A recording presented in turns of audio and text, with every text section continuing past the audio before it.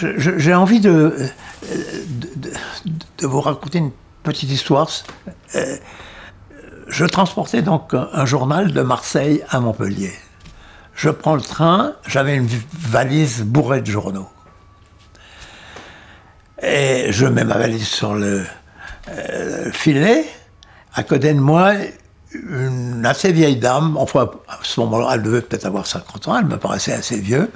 J'en avais 20, j'avais 20 ans, à 19 ans même. S'installe à côté de moi et elle met aussi sa valise. Et on commence à bavarder. Gentiment, comme ça, elle me plaint, elle se plaint, elle dit les choses ne sont plus comme avant, on nous prend tout, on peut plus dire quoi que ce soit. Bon, donc, moi, je lui raconte pas ce que je fais, mais je vais dans son sens. Elle comprend que j'allais dans son sens. Une sorte de complicité se noue entre nous, et brusquement, ça faisait déjà une demi-heure qu'on parlait, il y a quelqu'un qui dit tiens, les gendarmes qui viennent prendre qui viennent contrôler les identités. Elle se retourne vers moi et elle me susurre à l'oreille.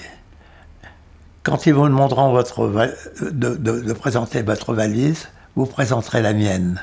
Je suis vieille, ils ne l'ouvriront pas. Et donc, cette complicité, cette compréhension de ce qu'on faisait, ça, c'est le bonheur de la vie, enfin, c'est de voir qu'on n'est pas seul à espérer quelque chose. Et donc, je tiens beaucoup à cette histoire parce que j'y pensais tout le temps quand j'étais découragé. Chaque fois qu'on est découragé, on se dit non. Il y a cette complicité.